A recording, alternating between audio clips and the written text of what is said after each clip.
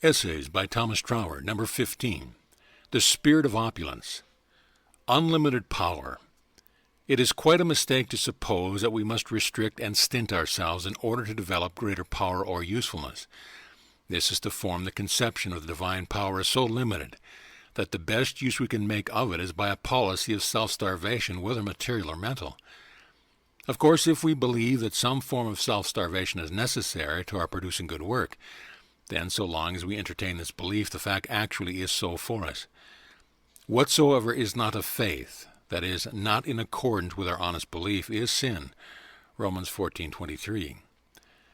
By acting contrary to what we really believe, we spring a suggestion of opposition to the divine spirit, and this must necessarily paralyze our efforts and surround us with a murky atmosphere of distrust and want of joy. But all this exists in and is produced by our beliefs, and when we come to examine the grounds of this belief, we shall find that it rests upon an entire misapprehension of the nature of our own power. If we clearly realize that the creative power in ourselves is unlimited, then there is no reason for limiting the extent in which we may enjoy what we can create by means of it. Where we are drawing from the infinite, we need never be afraid of taking more than our share. This is not where the danger lies. The danger is in not sufficiently realizing our own riches and in looking upon the externalized products of our own creative power as being the true riches instead of the creative power of spirit itself.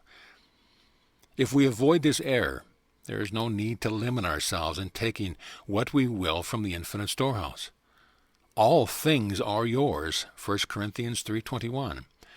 And the way to avoid this error is by realizing that true wealth is in identifying ourselves with the spirit of opulence. We must be opulent in our thought.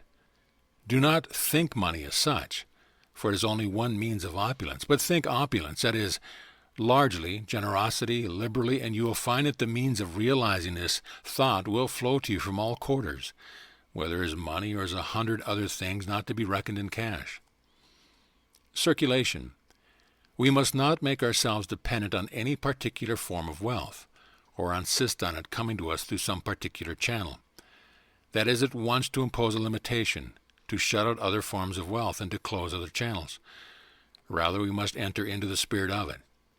Now the spirit is life, and throughout the universe, life ultimately consists in circulation, whether within the physical body of the individual or on the scale of the entire solar system. Circulation means a continual flowing around, and the spirit of opulence is no exception to the universal law of all life. When once this principle becomes clear to us, we shall see that our attention should be directed rather to the giving than to the receiving. We must look upon ourselves, not as miser chests to be kept locked for our own benefit, but as centers of distribution. The better we fulfill our function as such centers, the greater will be the corresponding inflow. If we choke the outlet, the current must slacken, and a full and free flow can be obtained only by keeping it open.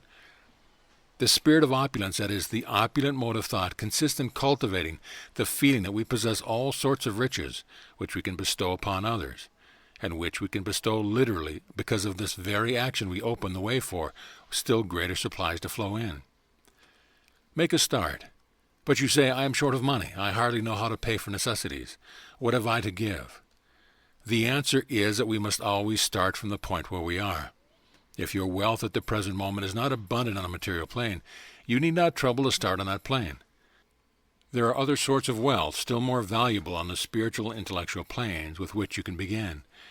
You can start from this point and practice the spirit of opulence, even though your balance at the bank may be nil. And then the universal law of attraction will begin to assert itself. You will not only begin to experience an inflow on the spiritual and intellectual plane, but it will extend itself to the material plane also. If you have realized the spirit of opulence, you cannot help drawing to yourself material good, as well as that higher wealth which is not to be measured by any monetary standard.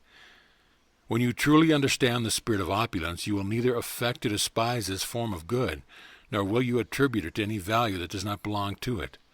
But you will coordinate it with your other more interior forms of wealth, so as to make it the material instrument in smoothing the way for their more perfect expression.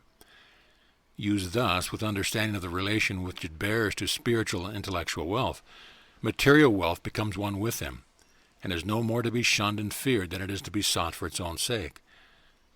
Live and let live. It is not money, but the love of money that is the root of evil. The spirit of opulence is precisely the attitude of mind which is the furthest removed from the love of money for its own sake. It does not believe in money. What it does believe in is the generous feeling which is the intuitive recognition of the great law of circulation, which does not in any undertaking make its first question, how much am I going to get by with? But rather, how much am I going to do by it? And making this the first question, the getting will flow in with a generous profusion, and with a spontaneity and rightness of direction that are absent when our first thought is of receiving only.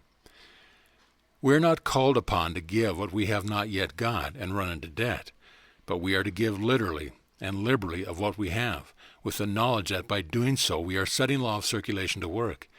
And this law brings us greater and greater inflows of every kind of good, so our outgiving will increase not by depriving others of our expansion of our own life that we may desire, but by finding that every expansion makes us more powerful instruments for expanding the life of others. Live and let live is the motto of true opulence. End of essay.